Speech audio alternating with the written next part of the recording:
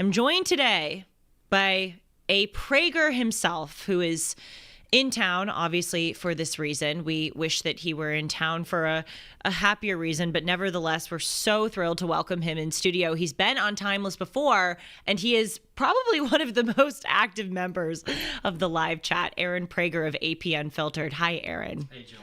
Thank you. You can't hear this, but Sean is playing applause, which you certainly deserve. Thank you so much for being here. You literally came from the hospital to be here to talk with us, and it's so kind of you because, as we were discussing before the show, as difficult as this is for you, members of the family, people like me who are very close with Dennis, there are thousands of people who are so close to Dennis through the screen or through the radio airwaves, and they are deeply concerned. So thank you.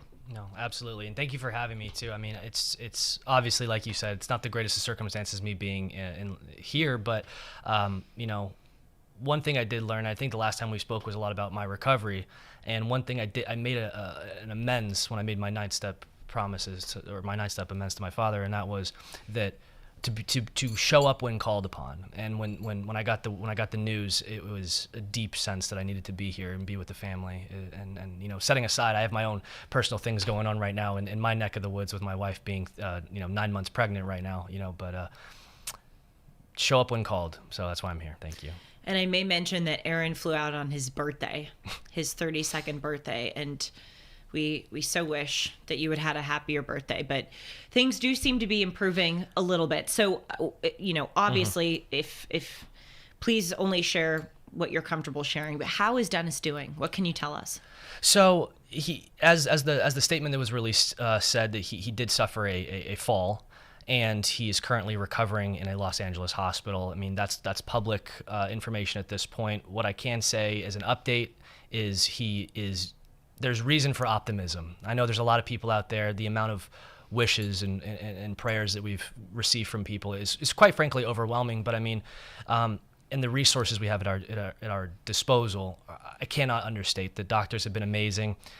There is reason for optimism. So I know a lot of people out there, especially I got some messages myself reaching out to me, very doom and gloom, very thinking it was the worst, but one thing we do know about my father, he's one of the most tenacious people on planet Earth. He has a very strong will. He's built like an ox, and He is.